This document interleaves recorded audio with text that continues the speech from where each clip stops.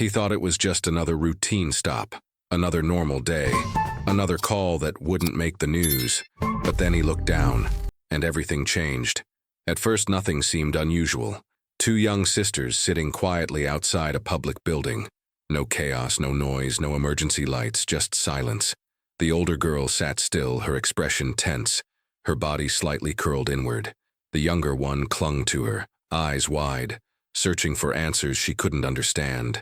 The officer approached calmly. He had seen hundreds of situations like this before. Runaways, family disputes, kids waiting for someone who never showed up. He expected paperwork, maybe a call to a parent. What he did not expect was what he noticed next. His eyes shifted downward. His expression changed instantly. The air felt heavier. The silence wasn't normal anymore. It was the kind of silence that means something is wrong, deeply wrong. The older girl avoided eye contact. The younger one stared at him, almost pleading. And in that brief moment, the officer realized this was no routine encounter. This was something else, something serious. And he knew he had only seconds to decide what to do next. Chapter 1. Something was wrong with the morning. Before we dive into the story, drop a comment below and tell us where you're watching from. Enjoy the story. The morning came in quiet, the way it always did in Harlow Creek, Virginia. No traffic, no noise. Just the low hum of a town still half asleep, and the smell of cold air pressing against the windows of a police cruiser moving slow down Alderman Street. Officer Callum Reyes had driven this route so many times he could do it with his eyes closed. The bakery on the corner, the pharmacy with the crooked sign, the old Methodist church with the broken gutter that nobody had fixed in 3 years. He knew every building, every face, every habit this little town had. That was the job. Not the exciting version people saw on television. The real version. Steady, quiet, and made mostly of paying attention. He was on his second cup of coffee when he passed the community health center. It was still closed. The lights were off inside. The metal gate pulled halfway across the front entrance. A handwritten sign on the door said, "Open 8:30 a.m. Walk-ins. Welcome." It was 7:52. That's when he saw them. Two figures sitting on the front steps.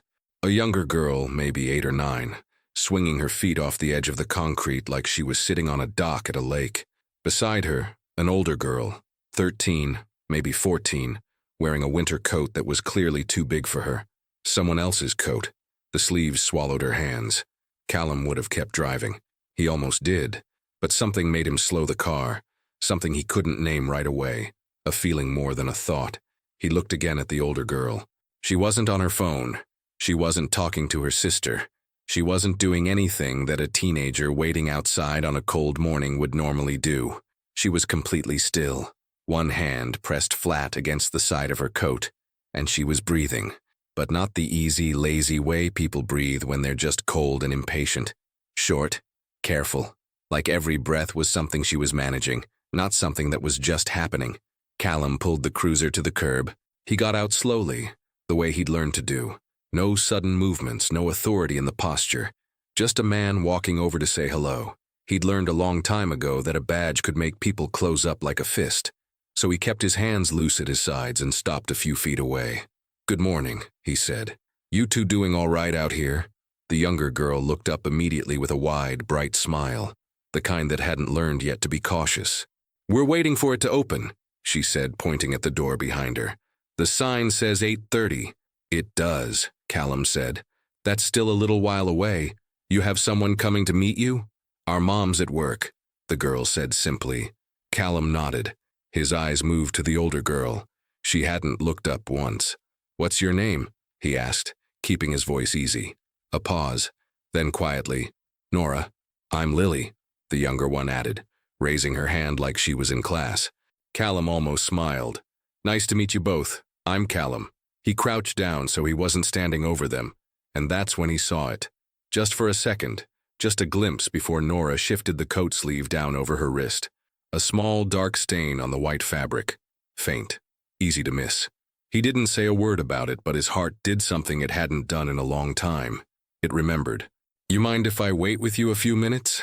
he asked, settling onto the step beside them like it was the most natural thing in the world. Lily scooted over to make room, cheerful and completely at ease. Nora said nothing. But she didn't move away either, and somehow, in that quiet, Callum understood that something about this morning was not going to be like the others. Chapter 2. The Man Behind the Badge. Callum Reyes had not always been a small-town officer. For 14 years he worked in Richmond, a city big enough to swallow stories whole. Cases came in fast and left faster. There was always another file, another call, another name on a board. You learned to move quickly. You learned to keep a certain distance between yourself and the work, because if you didn't, the work would take everything you had. He was good at the distance. For a long time, he thought that was the same as being good at the job. Then came the winter of 2016. He was working a late shift, stopping at a convenience store on Merchant Avenue for coffee. The place was nearly empty, just the cashier, an older man half asleep behind the counter, and a child standing near the back, looking at a rack of chips like he had all the time in the world. The boy was maybe 10, small for his age, wearing a hoodie with a logo that had been washed so many times it was just a pale ghost of whatever it used to be. His sneakers were on the wrong feet, Callum noticed. He told himself kids did that sometimes. He told himself the boy was probably fine. He told himself he was tired and reading too much into nothing, the way cops sometimes did after long shifts. He paid for his coffee. He left. 3 weeks later, that boy's name was in the newspaper. Callum read the article twice. Then he folded the paper, put it in the drawer of his desk at the station, and didn't open that drawer again for 6 months. But he never stopped knowing what was inside it. He put in for a transfer 8 weeks later. Harlow Creek wasn't exciting. It wasn't the kind of place where careers were made. His captain looked at the request like Callum had asked to be reassigned to the moon. But Callum didn't need it to be exciting. He needed it to be small enough that he could actually see people, really see them, not just process them. His marriage had ended quietly 2 years before the transfer. No dramatic fight, no betrayal, just two people who had grown so tired that one day they looked at each other and realized they had forgotten how to be in the same room. His daughter Priya was 22 now, living in Seattle, working at a design firm. She called on birthdays and holidays. Sometimes not even then. He didn't blame her. He had missed too many school plays, too many dinners, too many of the small moments that turned out to be the important ones. He thought about her sometimes on mornings like this one. He thought about how much of a person's life happened in the quiet spaces that other people walked right past. He settled onto the cold step beside Lily and Nora and wrapped both hands around his paper coffee cup. The street was still mostly empty. A delivery truck rumbled past. Somewhere down the block, a dog barked twice and went silent. Lily had already started talking. About her teacher, about a spelling test, about a girl in her class named Becca who had a lunchbox shaped like a dinosaur, and how that was, according to Lily, the greatest lunchbox in the history of lunchboxes. Callum listened. He nodded at the right moments. But part of him, the quiet, watchful part that never fully clocked out, was paying attention to Nora. She had relaxed, just slightly. The rigid stillness from before had softened by a degree. She was looking down at her hands now, which were folded in her lap, mostly hidden under the long coat sleeves. He didn't push. He had learned that the hardest thing for most people wasn't the absence of someone to talk to. It was the presence of someone who could wait. So he waited. And then Lily said, in the same cheerful, casual voice she'd been using to describe spelling tests and dinosaur lunchboxes, "Uncle Darren says Nora is dramatic. He says she needs to learn not to lie." The words landed like something dropped from a great height. Nora went very still again. Callum took a slow sip of his coffee. He didn't react. Not visibly. Not in any way that would close the door that had just, without warning, opened an inch. But he reached into his shirt pocket, pulled out the small notepad he always carried, and wrote one word at the top of a blank page. Not for the report. For himself. Darren. Chapter 3. 2 girls and a lot of quiet. The community health center's clock above the door read 8:11. 19 more minutes. Callum had stopped checking his radio. He wasn't going anywhere. Lily had moved on from dinosaur lunchboxes to a detailed explanation of why chocolate milk was scientifically superior to regular milk, a case she made with the full confidence of someone who had never once been questioned on the subject. Callum listened, nodded, and offered no counter-argument. She was 9 years old and she was right, and that was that. But even as Lily talked, Callum was watching Nora. not in the way that made people uncomfortable, not the steady, direct stare of someone waiting to catch something, just the soft, peripheral attention of a man who had spent 30 years learning to read a room without looking like he was reading it. Nora was listening to her sister. That much was clear. Every time Lily laughed, something in Nora's shoulders eased slightly, like a string being loosened by a single turn. She loved her sister in the way that was bigger than words, the kind of love that showed up in small adjustments, pulling Lily's coat collar up without being asked, moving slightly closer when a car drove past too fast, watching the street with eyes that had learned to check things. She was 14 years old, and she watched the street the way adults did. Callum thought about that. "How long have you been waiting out here?" he asked, keeping it easy, conversational. "Since 7, Lily answered. "It was cold," Nora said, the first full sentence she had offered without being directly asked. "It was," Callum agreed. "You should have brought more layers." "We left kind of fast," Lily said. Then she looked at Nora, and something passed between them, quick and wordless, the private language of sisters, and Lily went back to her chocolate milk theory without finishing the thought. Kind of fast. Callum let that sit without touching it. Instead, he asked lightly, "You like living in this part of town?" "We moved here 4 months ago," Lily said. "The apartment has a window in my room that looks at a tree. I like the tree." "That's a good window," Callum said. "Darren picked the apartment," she added. "He said it was better for everybody." Nora shifted beside her sister, just slightly, just enough. Callum glanced at her without turning his head. Her hand had moved back to the side of her coat, that same careful, steady pressure, like she was holding something in place. Her breathing had changed again, too.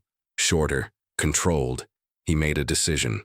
"Nora," he said gently, "I'm not going to pretend I didn't notice that you're uncomfortable.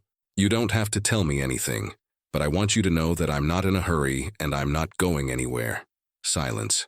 Lily had gone quiet, too, sensing something in the air the way children often did, not understanding it, but feeling its weight. Then Nora said very quietly, without looking up, "I just need to see the doctor." "Okay," Callum said. "Then we'll make sure that happens." She didn't say thank you. She didn't look at him. But something in her posture changed.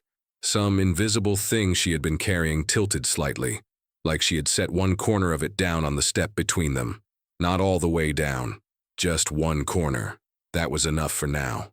At 8:24, Mrs. Pruitt unlocked the front door of the center, propped it open, and paused when she saw the 3 of them on the steps.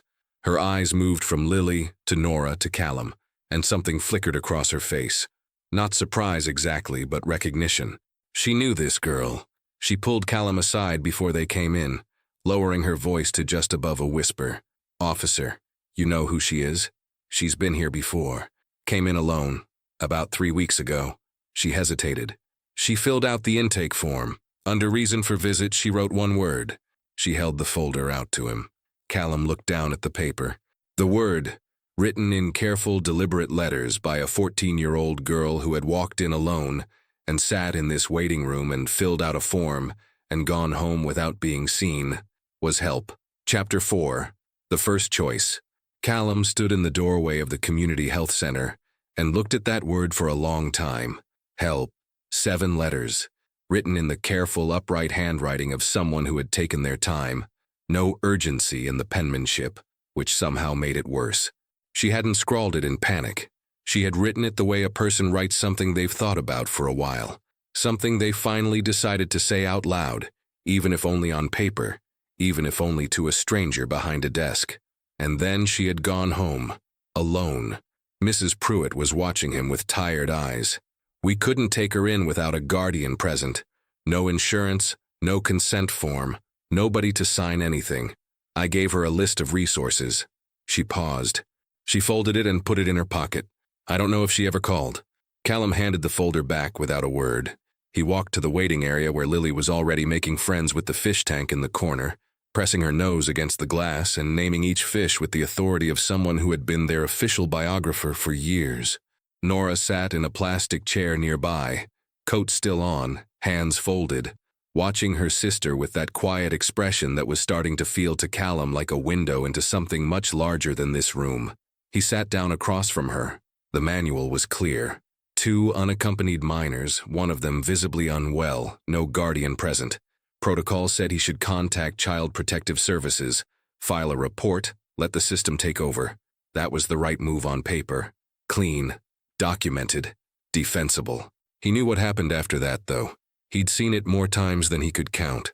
The calls that went to voicemail, the caseworkers with 80 families on their list, the kids who got shuffled and reshuffled while the paperwork caught up. Sometimes it helped, sometimes it didn't. And in the space between those two outcomes, things could get worse before they got better. He looked at Nora. She was already looking at him. It was the first time she had met his eyes directly, and it lasted only a second. But in that second, Callum saw something that settled the debate happening in his chest. It wasn't fear in her eyes. It wasn't a plea. It was something quieter and more devastating than either of those things. It was the expression of someone who had already learned not to expect much. "Nora," he said, "I have to be honest with you. There are things I'm supposed to do right now, calls I'm supposed to make." Her jaw tightened. "But before I do anything," he continued, "I want to make sure you're seen by a doctor today. That's the first thing. Everything else comes after." A pause. She studied him like she was looking for the catch. "And if I make those calls," he said carefully, "I want you to know that I'll be the one making them, not handing you off to someone who doesn't know your name. Me, okay?" The tightness in her jaw didn't disappear, but it loosened. "Please don't make it worse," she said. Quiet, direct, not dramatic, just honest in the way only someone exhausted by a situation can be. "I'm going to try very hard not to," he said. It wasn't a promise. He didn't make promises he couldn't keep, but it was true, and she seemed to understand the difference. Lily turned from the fish tank. "Officer Callum, this one is Gerald," she announced, pointing at a small orange fish moving in slow circles. "He looks like a Gerald, don't you think?" "He absolutely does," Callum said, and for just a moment, just a breath, Nora almost smiled. Then the back door opened, and Dr. Amos Fairley walked in holding a coat over his arm, stopped in the hallway, and looked at the three of them with the particular expression of a man who had forgotten something and found something else entirely. Chapter 5. What Lily didn't know she was telling Dr. Amos Fairley was 63 years old, and had the kind of face that made people feel immediately that everything was going to be all right. Not because he smiled easily, but because he listened like what you said actually mattered. He volunteered at the center on Tuesdays and Thursdays, had been doing it for 11 years, ever since he semi-retired from his private practice. His wife said he didn't know how to stop working. He said he just didn't know how to stop caring. She said those were the same thing. He said she was probably right. He recognized Callum from a community meeting 6 months back. They'd shared bad coffee and a conversation about the lack of after-school programs in the area. Fairley remembered him as a man who asked more questions than he answered. He considered that a good sign. "Callum," he said, setting his coat on the reception desk. His eyes moved to the girls. "What do we have here?" "2 young ladies waiting for the center to open," Callum said, keeping his voice easy. "This is Lily and Nora. Nora's been having some discomfort and needs to be seen." Fairley looked at Nora with calm, professional eyes. "Good morning, Nora. I'm Dr. Fairley. Would you be all right with me taking a look at you today?" Nora hesitated, then nodded once. "Thank you for trusting me," he said simply, and led her toward the exam room. Callum stayed in the waiting area with Lily, which meant Lily talked, and Callum listened, the way he always did, carefully, without showing what he was filing away. She told him about their old apartment, which had a radiator that made sounds like a small, angry animal at night. She told him the new apartment was quieter, but that she missed their neighbor, Mrs. Caldera, who used to leave pan dulce outside their door on Sunday mornings. She told him her mom worked like all the time, and that sometimes she and Nora made dinner together, and Nora made the best grilled cheese in the world, better than any restaurant. "It sounds like Nora takes good care of you," Callum said. "She does," Lily said, completely matter of fact. "She always has." A pause. Then, in the same light tone she used for everything, "It's been harder since Darren moved in. Nora doesn't sleep much anymore. I can hear her sometimes at night just walking around." Callum kept his expression neutral. "When did Darren move in?" "Like right when we moved to the new apartment," Lily said. "Him and Mom have been together for a while, but he didn't live with us before." She picked at the hem of her sleeve thoughtfully. He's nice to me. He brings pizza sometimes. Another pause. But he and Nora don't really talk. She leaves the room when he comes in. Does that happen a lot? Every time, Lily said simply. Then she looked up. Is Nora going to be okay? The question landed with the full weight of 9 years of quiet worry behind it. Because that was the thing about Lily. She talked constantly, cheerfully about everything. But underneath all of it, every story, every detail, every observation she had shared since the moment Callum sat down on those steps, it was all circling the same center. Her sister. Dr. Fairley is very good, Callum said. She's in the right place. Lily nodded and went back to Gerald the fish. 15 minutes later, Fairley appeared in the hallway and tilted his head toward Callum. A quiet signal. Callum excused himself and walked over. Fairley spoke low. She needs to go to the hospital today. Not tomorrow, not this weekend. Today. He held Callum's gaze. She also told me some things during the exam. I documented everything the moment she said it. A pause. I'll need someone to formally ask before I can share it. Callum felt something settle in his chest like a stone finding the bottom of still water. She asked me to call her mom, he said. Then I'd start there, Fairley said quietly. Callum walked back to where Lily was sitting, crouched down to her level and said, Hey, Lily, I'm going to step outside for just 1 minute to make a phone call, okay? I'll be right where you can see me through the window. Lily nodded agreeably. Then Nora's voice came from the hallway. Steady, prepared, like she had rehearsed this exact moment. The number is 804-555-0173. She picks up for numbers she doesn't know. Tell her it's about us. Callum looked at her. She was standing very straight. She'll come, Nora said. She always comes. Chapter 6. The Wall. The System Built. Callum stepped outside into the cold morning air and dialed the number. It rang 3 times. Then a voice, rough at the edges the way voices sound when they've been awake too long. Hello? Good morning, ma'am. This is Officer Callum Reyes with the Harlow Creek Police Department. I'm calling about your daughters, Nora and Lily. They're safe, he added quickly, because he knew those were the first words a mother needed to hear. But Nora needs medical attention, and I'd like you to come to the Community Health Center on Alderman Street as soon as you can. A sharp intake of breath. Then, I'm on my way. She hung up before he could say anything else. Callum stood on the sidewalk for a moment, watching the street come alive around him. A woman walking a dog, a mail truck turning the corner, 2 men in work jackets unlocking the hardware store across the road. Normal Tuesday morning. Ordinary and unhurried. He went back inside. Mrs. Pruitt was at her desk, and she looked up when he entered with the expression of someone who already knew the conversation that was coming. I need to get Nora seen today, Callum said. Full visit, what do we need to make that happen? Mrs. Pruitt folded her hands on the desk. She wasn't unkind. He could see that clearly. She was a woman doing a difficult job inside a system that hadn't been built with enough room for people like Nora. Without a guardian present, I can't open a file. Without insurance or proof of enrollment in a state assistance program, I can't bill the visit. And our sliding scale has a wait list. How long is the wait list? She hesitated. 47 families. The number sat in the air between them. Callum had heard that number before, in different forms, in different offices. It was the number that meant, we see the problem, and we don't have the room. It wasn't cruelty. It was a system stretched so thin it had started to tear at the seams, and the people working inside it were doing their best with thread that kept running out. He understood that. It didn't make the number smaller. Dr. Fairley is already with her, Callum said. Voluntarily, on his own time. Mrs. Pruitt glanced toward the hallway. Something softened in her expression. I know. He does that. Then let's let him finish, Callum said, and I'll sit right here until her mother arrives. He pulled a plastic chair from against the wall, set it near the door to the hallway, and sat down. Mrs. Pruitt watched him for a moment. Then she turned back to her computer without another word, which was, in its own quiet way, a kind of permission. Lily had relocated from the fish tank to a chair beside Callum and was now working through a well-worn children's magazine she'd found on the side table, narrating the pictures under her breath like a sports commentator. Callum let the sound of her voice fill the waiting room. He thought about the 47 families. He thought about the intake form with one word on it.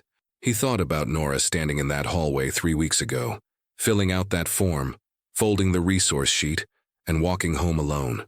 He wondered how many times she had almost said something to someone, how many ordinary mornings she had sat in classrooms or waited at crosswalks or stood in grocery store lines next to adults who might have helped, if only they had known to look.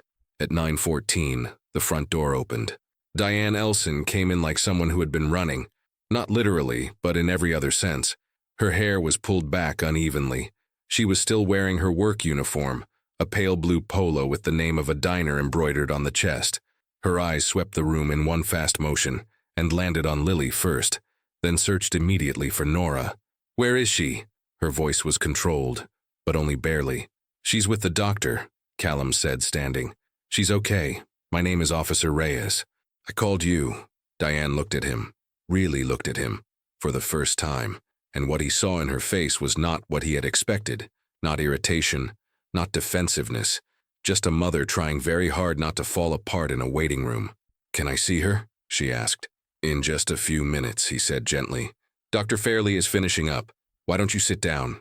She didn't sit, but she stopped moving, and she held Lily's face in both hands for a moment, checking her the way mothers do, eyes, color, expression, before straightening up and pressing her lips together tightly. Callum watched her and thought, this is not a woman who doesn't care. This is a woman who is barely keeping the whole thing standing, and those, he had learned, were two very different things. Chapter 7. The Doctor Who Stayed Late.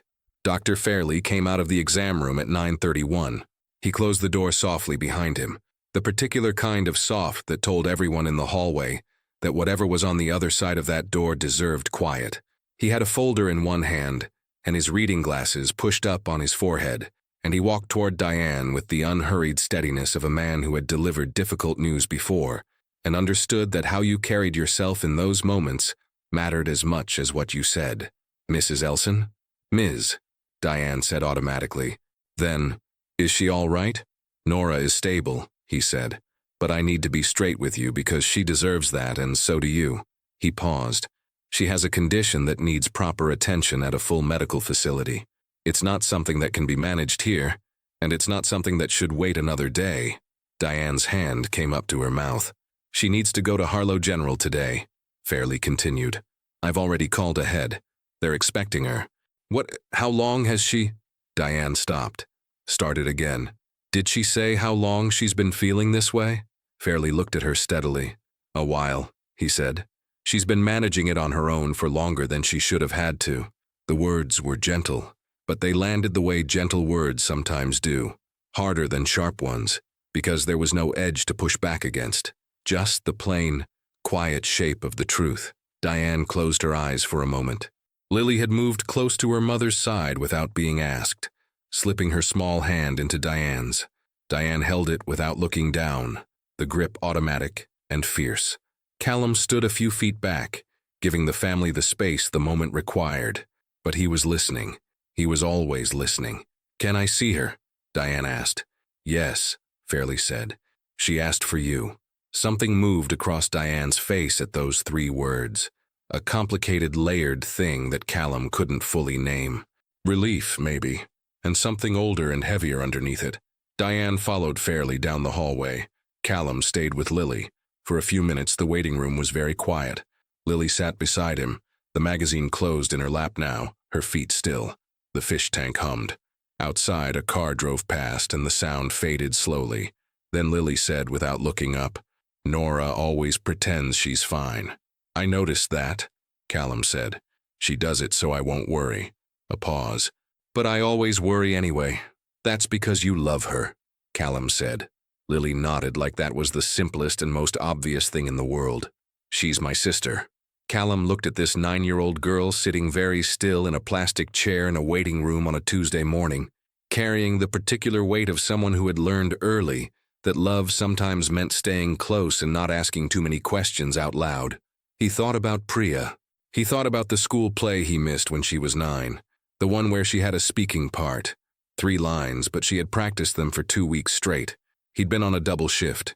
He told himself she'd understand. He told himself there would be other plays. There weren't. He cleared his throat quietly. Down the hallway, behind the closed door, he could hear the low murmur of voices, Diane's, and then Nora's. He couldn't make out the words, but he could hear the rhythm of them. The careful, tentative back and forth of two people trying to find their way back to each other, across a distance that had been growing without either of them quite saying so. At 9:58, Diane came back out into the hallway. She walked to where Callum was sitting, and she stood in front of him with her hands clasped in front of her and her chin lifted slightly, the posture of someone determined not to break in public. "She needs to go to the hospital," Diane said. "I know. I'm taking her." "I'll follow," Callum said. "If that's all right with you." Diane looked at him.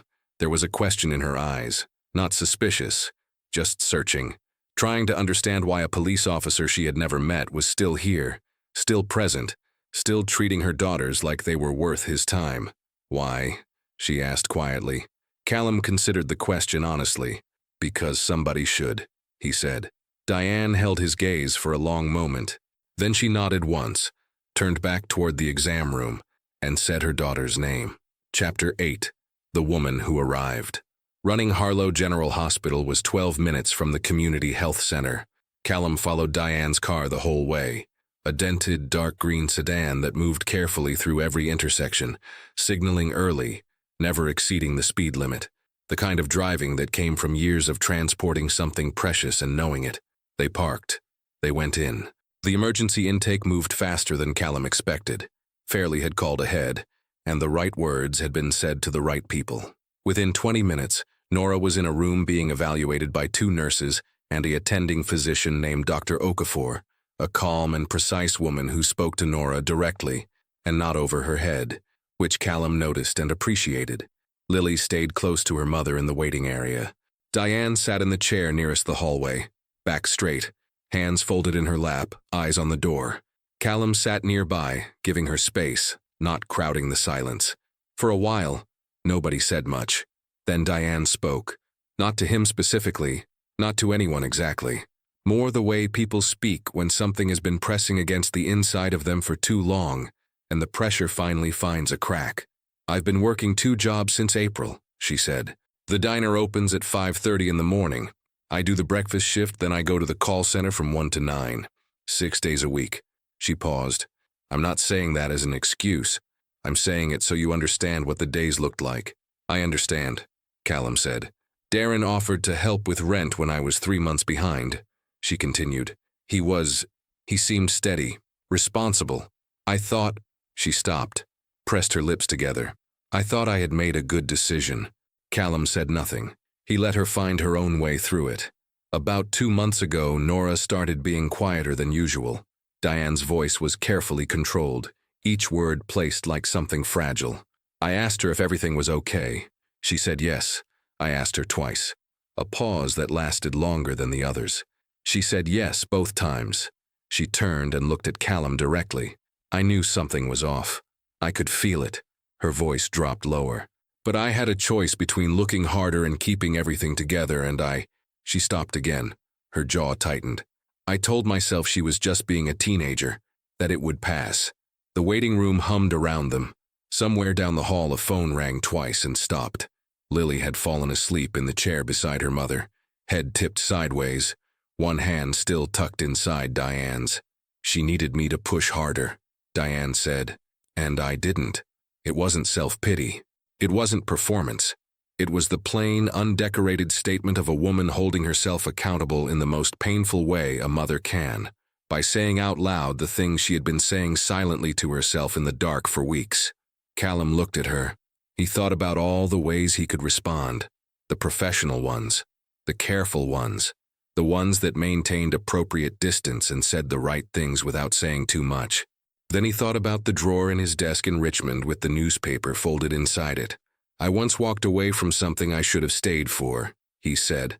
"I told myself a story about why it was fine. The story was easier than the alternative."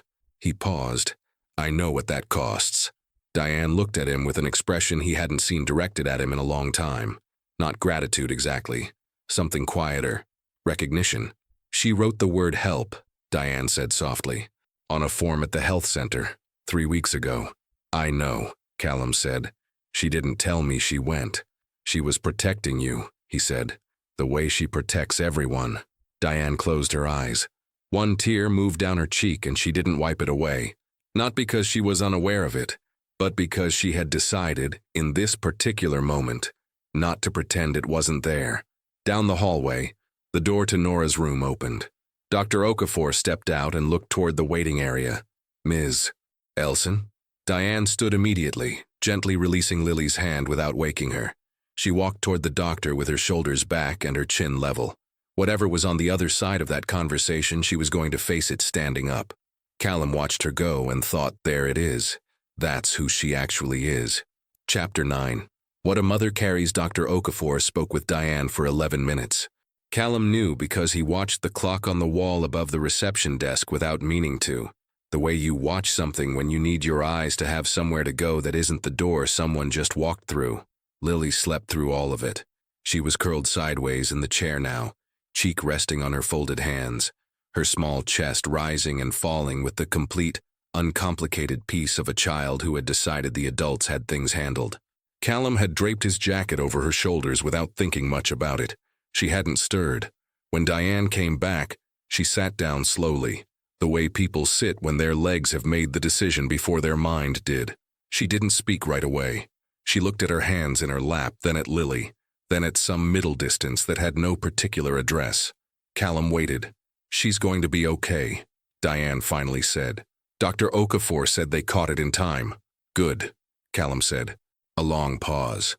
In time, Diane repeated, quieter, like she was measuring the weight of those two words. Feeling the distance between what they meant and what they could have meant, she straightened slightly, looked at him. Can I ask you something? Of course. Why are you still here?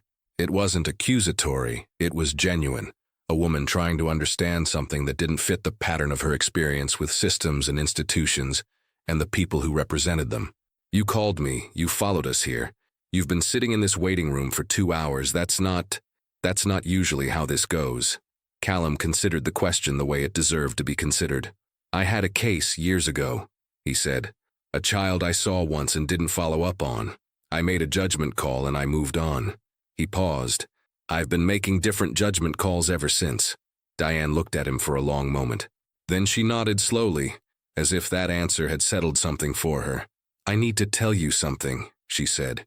And I need to say it to someone official because I think... She stopped, pressed on. I think I've been waiting for someone to make me say it out loud. Callum shifted slightly to face her more directly. I'm listening. What Diane told him came in pieces, not a flood, but a slow, careful unpacking. She talked about Darren, about the way things had shifted gradually, so gradually that each individual change seemed manageable in isolation. The apartment he chose, the way Nora started leaving rooms, the nights Diane worked late and came home to a quiet that felt different from the usual quiet. Small things, things that could be explained away one at a time.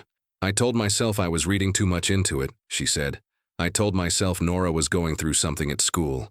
Teenage years. She exhaled slowly. I told myself a lot of things. That's what we do, Callum said. When the truth is too big and the rent is due.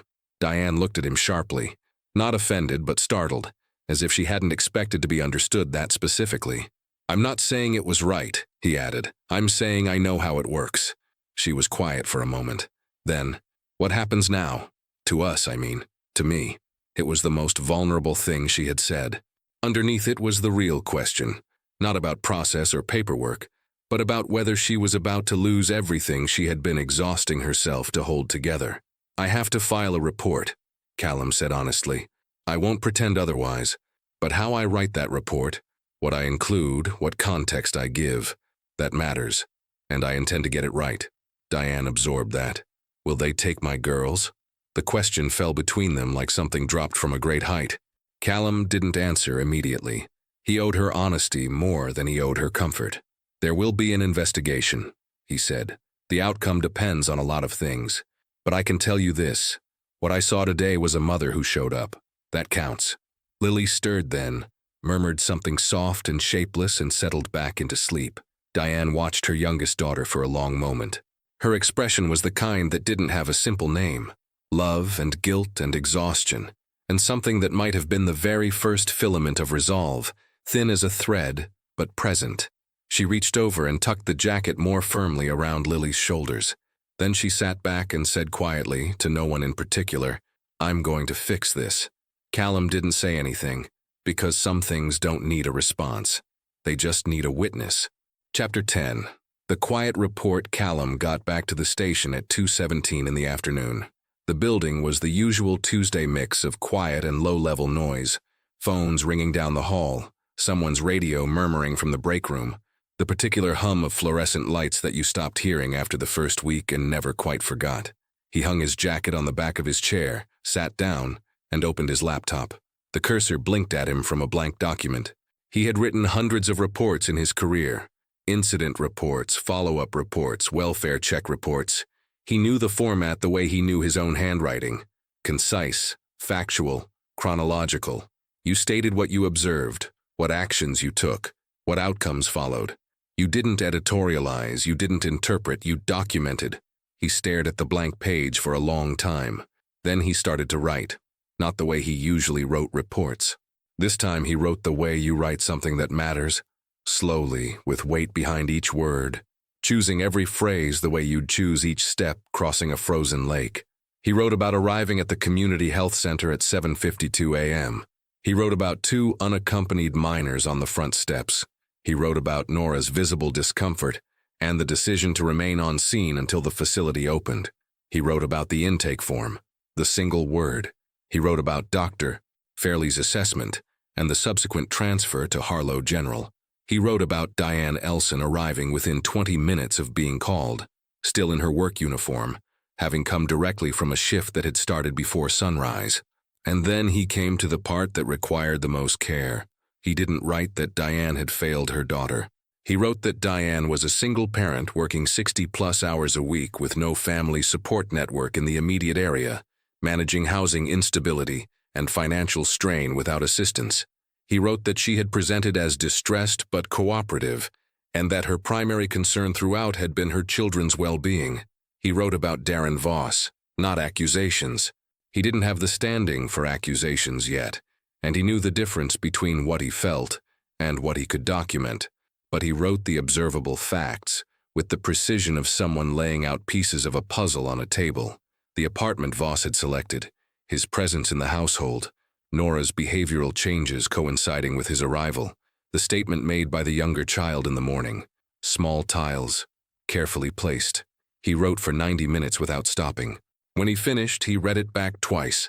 His colleague Danny Marsh leaned over from the neighboring desk, glanced at the screen. Danny was 29, sharp, still in the phase of the job where efficiency felt like the same thing as effectiveness. "That's a long welfare check report," Danny said. "It's a long situation," Callum said. "You're putting a lot of yourself into it." Danny wasn't critical, just observing. "Could come back on you." Callum looked at him. "I put too little of myself into something once. I know which one I'd rather answer for." Danny held up both hands lightly and went back to his own screen. Callum looked at the report one more time. He thought about Nora on those front steps at 7:52 in the morning, hand pressed flat against her coat, breathing in careful intervals. He thought about the word help written in neat, deliberate letters on a form that nobody had acted on for 3 weeks. He thought about Lily naming a fish Gerald like it was the most important work of the morning. He thought about what this document was about to set in motion. Investigations, interviews, home visits, decisions made by people who had not sat on those steps and would be working from paper instead of presence. He couldn't control all of it. He knew that, but he could control this. He could make sure that whoever read this report saw a full picture, not a snapshot, not a headline, but the whole complicated, human, achingly ordinary story of a family that had needed help and hadn't known how to ask for it until a 14-year-old girl wrote one word on a form and went home alone. He saved the document, read it one final time, then submitted it at 4:03 p.m. He closed the laptop, sat back, and let out a breath that had been waiting a long time to leave. His phone buzzed. A text from an unknown number. "She's asking if you're coming back tomorrow." He didn't need to ask who she was. He typed back, "Tell her yes." Chapter 11. Dominoes. The assigned social worker arrived on Thursday morning. Her name was Vera Cho, and she was not what Callum had expected, which, he reflected, said more about his expectations than about her. She was 51, small in stature, with short dark hair and the particular kind of stillness that came not from passivity, but from discipline. She had been doing this work for 22 years. She had seen the full range of what families looked like under pressure, and she had long since stopped sorting them into simple categories. She read Callum's report twice before their first conversation. "You wrote this carefully," she said. It wasn't quite a compliment and wasn't quite a question. "I tried to," he said. "It shows." She closed the folder. "I'll need to interview both girls separately, then the mother, then do a home visit." A pause. "Will Voss be present at the residence?" "As of this morning, yes," Callum said. Vera nodded slowly. "Then I'll need you available by phone." The home visit happened that afternoon. Callum wasn't there. Protocol kept him at a distance now that the case had been formally assigned. But Vera called him at 6:47 p.m., and the first thing she said was, "Walk me through what Lily told you about the apartment." He did. Every detail. She listened without interrupting. When he finished, she was quiet for a moment. Then, "The room the girls share has a latch on the outside of the door. Voss says it was there when they moved in." Another pause. "There's a small camera in the hallway. He says it's for security, after a neighbor reported a break-in 2 months ago." "Is there a police report for that break-in?" Callum asked. "I'm checking," Vera said. "And the kitchen drawer?" Callum said. "Bottom left." A brief silence. "How did you know about the drawer?" "I didn't," he said. "I just know how these things work." She found it. A spiral notebook with the cover torn away, several pages missing, the remaining ones blank. The torn edges still in the recycling bin underneath. Small, explainable, the kind of detail that defense attorneys dismissed and experienced social workers did not. "Individually," Vera said. "None of this is enough." "I know," Callum said. "Together," she stopped. "Together it says something," he finished. "Yes." A pause. "Voss is being called in for a formal interview Friday morning." Her voice was level, professional. "He'll come in calm and prepared. He's that type." "I know," Callum said again. "Callum." It was the first time she had used his first name. "You did the right thing with this report, but I want you prepared. It's going to get harder before it resolves." He already knew that. But hearing it from someone like Vera made it real in a different way. He thanked her and hung up. Then he sat in his car in the station parking lot for a few minutes, watching the streetlights come on one by one as the sky went gray. He thought about Nora, about how long she had been managing something this heavy with nothing but silence in her own 2 hands. He thought about Friday, about Darren Voss walking into an interview room calm and smiling. And he thought about the one thing that still hadn't been said out loud, the thing Dr. Fairley had documented on the day this all began, sitting in a folder, waiting for someone to formally ask. Tomorrow, he decided. Tomorrow, he would ask. Chapter 12. The man in the shadows steps forward. Darren Voss arrived at the station at 9 a.m. on Friday. Not 9:03, not 9:07. Exactly 9 how. Callum watched him through the glass partition as he checked in at the front desk. Medium height, neat haircut, collared shirt tucked in. He shook the receptionist's hand. He smiled at the right moment. He sat down in the waiting area and took out his phone without fidgeting, without looking around the room, without doing any of the things that people who are nervous do when they are trying not to look nervous. He looked like a man who had nothing to hide, which was, Callum knew, exactly the point. Vera conducted the interview. Callum observed from the adjoining room through a one-way window, coffee going cold in his hand. Darren had an answer for everything. The latch on the door, installed by a previous tenant, he'd seen it when they first toured the apartment and never thought to remove it. The camera in the hallway, absolutely. There had been a reported break-in. He could provide the neighbor's name. The notebook. He had never seen it. Had no idea where it came from. Perhaps the girls used it for school. Each answer came at the right pace. Not too fast, not rehearsed sounding. Measured, reasonable. Vera gave nothing away. Callum watched Darren's hands. They stayed still in his lap. His eye contact was steady but not aggressive. His voice never changed register. After 40 minutes, Vera thanked him for coming in and walked him out. She came to Callum's room and closed the door. They stood in silence for a moment. "He's good," Callum said. "Very," Vera agreed. "Too good," Callum said. Vera looked at him carefully. "That's not evidence." "I know." She set her notepad on the table. Lily gave a slightly different account in her second interview than her first. Small inconsistency. Could be childhood memory, could be something else, but it muddies things. She paused. And without a formal statement from Nora, what we have is circumstantial. Callum felt the ground shifting under the case. What about Fairley's documentation? He asked. It supports concern, Vera said. But it's not a formal statement. Not yet. The room was very quiet. Callum looked at the notepad, at the folder, at the careful architecture of everything they had built over the past 4 days, and how it was starting to look fragile in the light of a Friday morning with a composed man in a collared shirt who had answered every question correctly. He thought about closing the report, not dramatically, not a decision he announced or defended. Just the quiet, bureaucratic surrender of marking a case as unsubstantiated pending further evidence, the path of least resistance, the version of events where nothing was proven and everyone went home. He thought about it for longer than he wanted to admit. Then he picked up his phone and called Dr. Fairley. It rang twice. Callum, Fairley answered. I need to formally request access to your documentation from Nora's examination, Callum said. The thing she told you that morning. A pause. I've been waiting for that call, Fairley said quietly. I'll have it to you within the hour. Callum hung up. He looked at Vera. She was already reaching for her pen. Chapter 13. The words. She finally said. Fairley's documentation arrived at 11:22 a.m. Callum read it alone at his desk with the door closed. It was 3 pages. Clinical in format. Dates, observations, medical notes. But inside the careful professional language were Nora's words, transcribed exactly as she had said them, preserved with the precision of a man who understood that some things needed to be kept exactly as they were. Callum read it once. Then he sat back and looked at the ceiling for a long moment. Then he called Vera. They met with Nora 4 days later. Not at the station. Not in any official room with recording equipment and institutional lighting.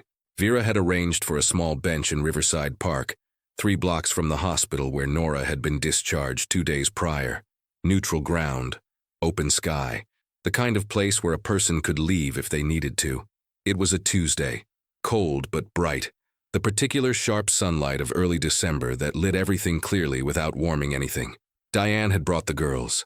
She waited with Lily near the park entrance, far enough away to give Nora space, close enough that Nora could see her if she turned around. Callum positioned himself on a bench 20 feet away, his back to Nora and Vera, facing a small fountain that had been shut off for winter. He was there officially as the filing officer. He was there unofficially because Nora had asked, through Vera, whether he would be present. She hadn't asked him to listen, just to be there. He understood the difference. Vera sat beside Nora and spoke quietly for a few minutes. Nothing about the case, just ordinary things. The park, the cold, whether Nora had eaten breakfast. Small talk that wasn't really small, because it was building the particular kind of safety that couldn't be rushed. Then, when the silence between them had settled into something comfortable, Vera said gently, "You can talk about whatever you want to talk about, or nothing at all. There's no wrong answer today." Nora was quiet for a moment. Then she began. She didn't cry. Her voice was steady and low, and she spoke the way someone speaks when they have organized their memories carefully over a long time, sorted them, examined them, decided which ones were real and which ones they had spent months trying to convince themselves weren't. She talked about the apartment, about the way the dynamic shifted slowly, so slowly it was almost invisible until it wasn't. She described one specific evening, her mother asleep on the couch after a double shift, the apartment quiet, the hallway dark. "He was just standing at my door," she said. "Not doing anything, just standing there." A pause. "I didn't say anything. I thought if I stayed quiet, he'd stop." The words fell into the cold air and stayed there. Vera wrote without looking up. Callum stared at the empty fountain. He didn't move. He didn't make a sound. Because this moment belonged entirely to Nora, to her courage, her words, her decision to finally let the truth take up the space it deserved. He heard her voice continue, steady and clear, and then he heard something else, running footsteps on the path behind him. "Nora!" Lily's voice, bright and unconcerned, cutting through the cold air like light through a curtain. Callum turned just enough to see. Lily had broken away from Diane and was running full speed down the path toward her sister, arms out, completely unbothered by anything except the fact that she had spotted Nora, and that was reason enough. Nora looked up, and she laughed. A real one, small and sudden and completely unguarded. The laugh of someone who forgot, just for a second, to carry everything they were carrying. Callum turned back to the fountain. He closed his eyes and breathed for what felt like the first time in days. Behind him, he heard Vera say quietly to herself, "We have enough." Chapter 14. The night before, everything changes. Darren Voss was formally notified on a Wednesday afternoon. Callum wasn't there when it happened. He was on his regular route doing the ordinary work of an ordinary day when Vera called at 4:31 p.m. "He's out," she said. "Left voluntarily with a bag, no incident." "Okay," Callum said. "Investigation is proceeding formally as of today," Vera continued. "Diane has been informed of all next steps. She has a meeting with a family advocate on Monday." "How was she?" A brief pause. "Steady," Vera said. "Steadier than I expected." Callum thanked her and hung up. He sat with that word for a moment. Steady. He drove the rest of his route slowly, thinking about the particular kind of strength it took to be steady when everything around you was shifting. Not the dramatic, visible courage that people recognized and named. The quiet kind. The kind that showed up in the middle of a Wednesday and held its ground. At 6:15, he drove past the apartment building on Crestline Avenue. He didn't plan to stop, but he did. Vera had cleared him for a final walkthrough. Documentation purposes, closing notes on the physical environment. He let himself in with the building key that had been signed over that morning and climbed the stairs to the second floor. The apartment was quiet. He moved through the room slowly, notepad in hand, recording what needed to be recorded. The kitchen, the living room, the small bathroom with the cracked tile above the sink that nobody had ever fixed. Then the hallway. He stopped. Where the camera had been mounted, there was now just wall, 2 small holes from the screws, and a faint rectangular outline where the paint had been protected from years of dust and light. A shadow of something that used to watch. Callum stood there for a long moment. He raised his hand and pressed his fingers lightly against the wall, against those 2 small holes. He didn't write anything in the notepad. Some things didn't need to be documented. They just needed to be acknowledged. He let himself out, locked the door behind him, and drove home. That same night, 40 minutes across town, Diane sat on the floor of her daughter's bedroom. The girls were staying temporarily with a neighbor, a kind woman named Ruth who had 3 cats and made soup from scratch, and asked no questions beyond, "Are you hungry?" Diane had arrangements to follow. A list of next steps from Vera, printed and folded in her jacket pocket. A Monday meeting, a phone number for a family advocate. But tonight there were no next steps. Tonight there was just this room. She had straightened it slowly, folding the spare blanket at the foot of Lily's bed, setting Nora's books upright on the shelf, placing 2 stuffed animals back in the corner where they belonged. Small gestures, the kind that didn't fix anything and somehow still mattered. Then she sat down on the floor between the 2 beds, her back against the wall, knees pulled up. She thought about her mother, Margaret Osley, Graham, lived in a small house in Clarksville, Tennessee, 3 hours away. They hadn't spoken in 2 years, not since a disagreement that had felt enormous at the time, and now felt like something Diane could no longer fully reconstruct. Pride, mostly. Her own. She took out her phone. It rang 4 times. She almost hung up. Then, "Hello?" The voice was older than she remembered. Softer. "Mom," Diane said. "It's me." A pause that lasted exactly long enough. "I know who it is," her mother said. "I've been waiting for this call." Diane closed her eyes. "I need help," she said. 3 words. The hardest 3 words in the English language for a woman who had spent years pretending she didn't. Her mother didn't say, "I told you so." She didn't say, "It's about time." She said, "When are you coming?" Diane opened her eyes. She looked around the room, at the books, at the stuffed animals, at the 2 small beds that held the shape of her daughters even when they weren't in them. She reached into her bag and found a pen. Wrote her mother's address on the inside of her wrist, even though she already knew it by heart. Some things you wrote down because writing them made them real. Chapter 15. The letter march came to Harlow Creek the way it always did. Gradually, then all at once. One morning the air still bit at your face and the trees were bare, and then 3 days later something had shifted, and the light was different, and you realized without quite being able to say when it happened that winter had quietly packed its things and gone. Callum noticed it on a Tuesday. His route had not changed. The bakery, the pharmacy, the Methodist church with the gutter that had, sometime in February, finally been repaired. Someone had simply climbed up one Saturday morning and fixed it without announcement, the way necessary things sometimes got done in small towns. He was on his second cup of coffee when he passed the community health center. He didn't slow down. He stopped, pulled the cruiser to the curb, turned off the engine, and sat for a moment looking at the front steps. Empty now. Just concrete and morning light. He got out. There was an envelope waiting at the station when he returned, left at the front desk that morning by the mail carrier. No urgency, just a regular white envelope with his name written carefully on the front. The return address was Clarksville, Tennessee, a street he didn't recognize. He opened it at his desk. Inside were two things. The first was a drawing, crayon on notebook paper, slightly crinkled at the edges the way things get when small hands hold them too tightly for too long. Two birds on a park bench, round and simple, the way 9-year-olds draw birds, with stick legs and optimistic wings. Below them, in large, confident letters, Gerald and friend.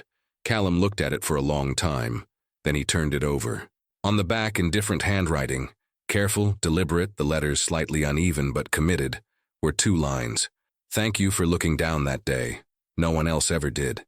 He read it once. He folded it slowly along its original crease, the way you fold something you intend to keep, and placed it in the left breast pocket of his uniform, over his heart, where it pressed lightly against him for the rest of the day without him once forgetting it was there. At 11:30 a.m., he walked into the community health center. Mrs. Pruitt looked up from her desk with mild surprise. Officer Reyes, everything all right? Everything's fine, he said. Dr. Fairley was in the back hallway, coat already on, heading toward the exam room. He stopped when he saw Callum. Callum reached into his jacket and produced an envelope, different from the one he had received that morning. This one was sealed, with the name of the center's charitable fund written on the front. He handed it to Fairley without explanation. Fairley opened it. He looked at the check inside for a moment. Then he looked at Callum. This is a month's salary, Fairley said quietly. There's a list, Callum said. 47 names. Let's make it shorter. Fairley held the check carefully, the way you hold something that represents more than its face value. He nodded once, not the quick nod of acknowledgement, but the slow nod of a man who understood everything that had led to this moment and wasn't going to diminish it with too many words. I'll put it to work, he said. Callum buttoned his jacket. Outside, the March sun was stronger than it had any right to be for this early in the season. He stood on the front steps for a moment, the same steps where two girls had sat on a cold November morning while the world moved past them without stopping. He thought about Nora, quiet, watchful Nora, who had carried something heavy for a long time and had finally, in a park on a cold December Tuesday, set it down. He thought about Lily, who had named a fish Gerald and fallen asleep in a waiting room chair and taught him, without meaning to, that joy could survive almost anything if it had the right company. He thought about Diane, writing an address on her wrist in a quiet room. He thought about the boy from the convenience store. And for the first time in 8 years, the memory arrived without the full weight of what it used to cost him. Not gone, not forgotten, just carried differently. He walked to his car, started the engine, and drove into the kind of ordinary Tuesday morning that, if you paid close enough attention, turned out to be something else entirely. Some people change the world, and some people just decide, one cold morning, on a quiet street, in front of a building not yet open, to stop and sit down. Sometimes that's enough. Sometimes that's everything. The end. Thank you for reading Something Was Wrong with the Morning. If this story moved you, share it with someone who needs to hear it today. And if you haven't yet, drop a comment and tell us where you watched from. Because just like Callum, we're paying attention.